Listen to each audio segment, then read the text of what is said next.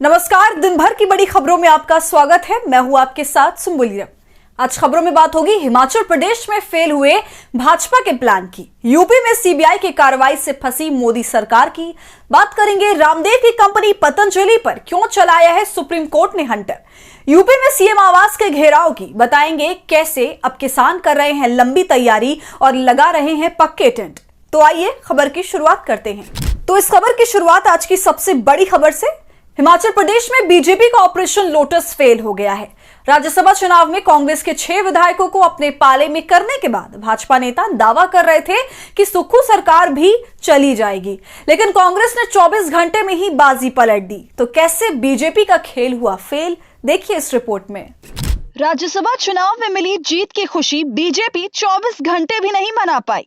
राज्यसभा चुनाव में बीजेपी के हर्ष महाजन की जीत के बाद से ही भाजपा नेता दावा कर रहे थे कि कांग्रेस के पास हिमाचल प्रदेश में बहुमत नहीं है, लेकिन सीएम सुक्खू ने विधानसभा में बजट को पास कराकर ये बता दिया कि सरकार पर किसी तरह का संकट नहीं है। उल्टा जिन 6 विधायकों ने क्रॉस वोटिंग की थी वो अब हमारे संपर्क में है।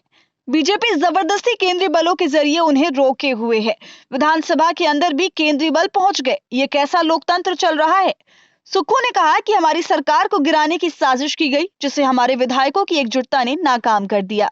हमारी सरकार निश्चित रूप से 5 साल पूरा करेगी। सीएम ने विक्रमादित्य सिंह का मंत्री पद से इस्तीफा भी नामंजूर कर दिया और विक्रमादित्य ने भी साफ कर दिया कि वो इस्तीफा का दबाव नहीं डालेंगे, क्योंकि ये सीएम का विशेष अधिकार होता है। वैसे पार्टी ने अब क्रॉस वोटिंग करने वाले विधायकों को लेकर सख्ती दिखानी शुरू कर दी है। उनकी सदस्यता भी संकट में फंसती दिख रही है। कांग्रेस ने सभी 6 विधायकों को नोटिस भेजकर जवाब मांगा है। इस सब के बीच कांग्रेस नेता भूपेंद्र सिंह हुड्डा और डीके शिव कुमार भी शिमला पहुंच गए। दोनों को पार्टी की तरफ से पर्यवेक्षक नियुक्त किया गया। शिमला पहुंचकर उन्होंने नाराज विधायकों से बातचीत शुरू की। दूसरी तरफ सुबह सरकार गिराने का दावा करने वाली भाजपा विधानसभा में सरकार के खिलाफ अविश्वास प्रस्ताव को नोटिस ही नहीं दे पाई।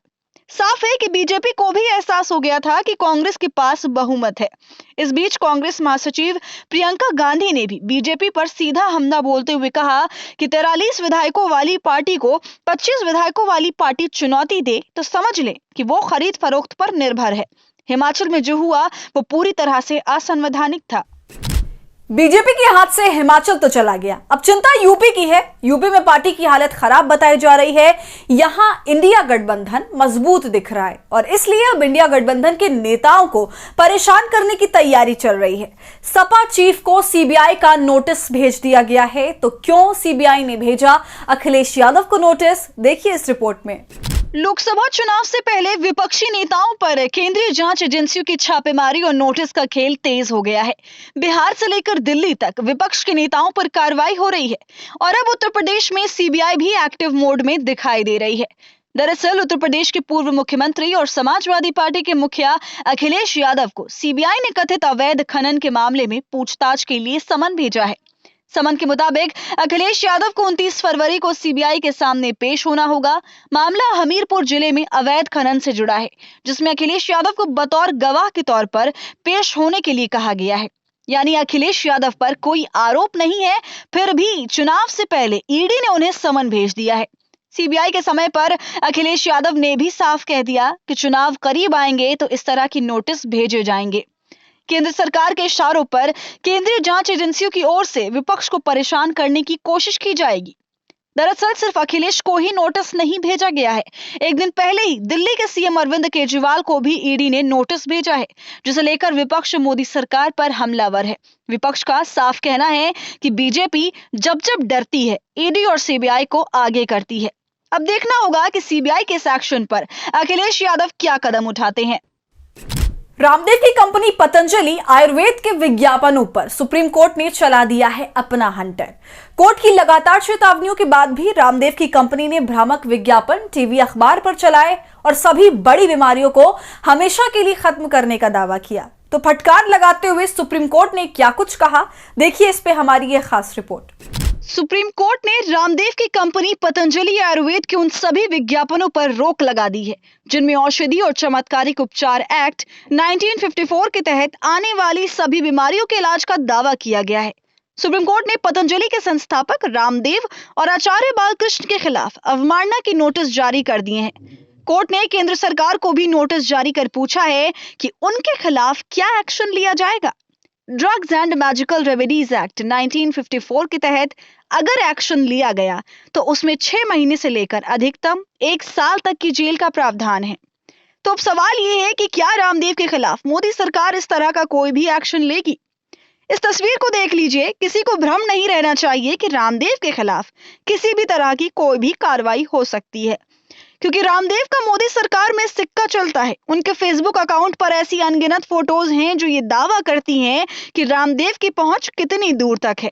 अब चाहे वो मंच पर रक्षा मंत्री राजनाथ सिंह के साथ हो, या मध्य प्रदेश के मुख्यमंत्री मोहन यादव, या उत्तराखंड के मुख्यमंत्री पुष्कर सिंह धामी, रामदेव की तमाम तस्वीर बताती हैं कि वो सरकार के राजनीतिक सिस्टम के बेहद महत्वपूर्ण व्यक्ति हैं। तभी तो अदालत के आदेश के बाद भी अपने दावों का प्रचार करते रहे।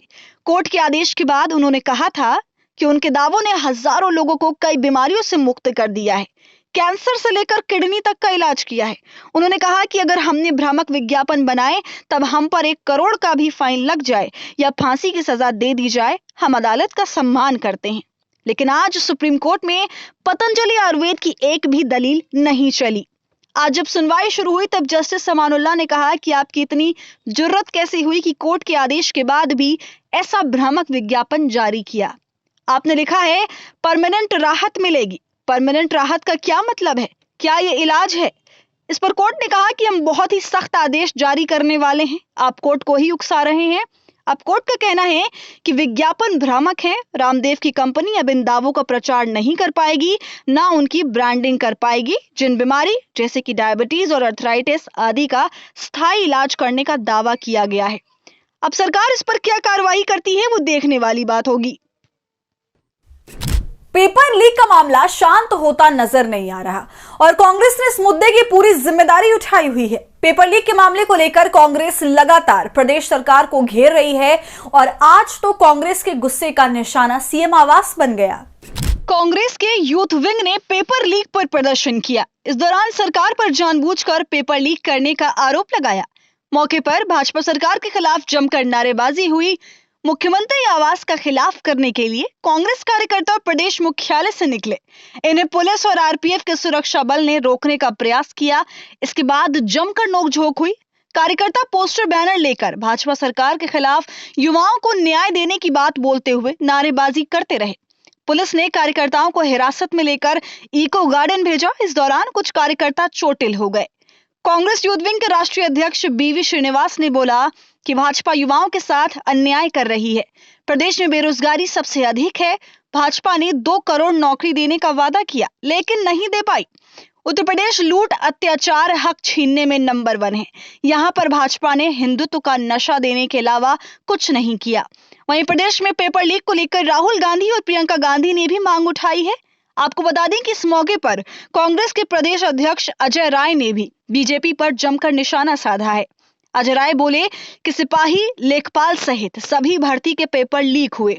भाजपा बोलती है कि प्रधानमंत्री से नियुक्ति पत्र दिलाएंगे और लाठी से पिटवाते हैं।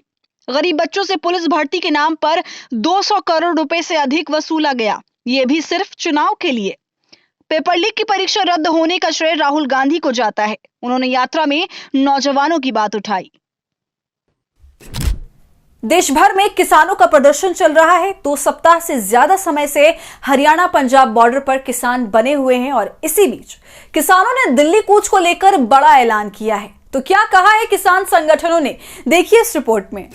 जैसे जैसे लोकसभा चुनाव नजदीक आ रहा है वैसे वैसे मोदी सरकार की मुश्किलें बढ़ती ही जा रही हैं। पिछले 16 दिनों से किसान अपनी मांगों को लेकर सड़क पर डटे हुए हैं। इसी कड़ी में शंभू बॉर्डर पर डटे हुए किसानों के दिल्ली कूच को देखते हुए एक बार फिर अंबाला में 2 दिन इंटरनेट बंद करने का निर्णय लिया गया है। किसानों के रोष को देखते हुए प्रशासन ने 28 और 29 फरवरी को इंटरनेट बंद करने का ऐलान किया है। कई एरियाज में इंटरनेट से जुड़ी सेवाएं पूरी तरह से बंद रहेंगी। उधर शंभू बॉर्डर पर किसानों ने अब पक्के टेंट लगाने शुरू कर दिए हैं। ऐसा माना जा रहा है कि किसान अपनी मांगे माने जाने तक शंभू बॉर्डर पर ही पक्का डेरा जमाएंगे। इसको लेकर प्रशासन पूरी तरह से अलर्ट हो गया है।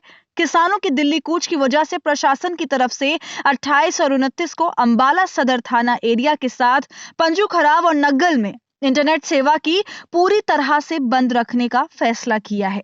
शंभू बॉर्डर पर मंगलवार को किसानों की अहम मीटिंग हुई। यहां डटे किसानों ने साफ कहा है कि जब तक सरकार उनकी मांगों को लेकर आदेश जारी नहीं करती तब तक वो आंदोलन में डटे रहेंगे।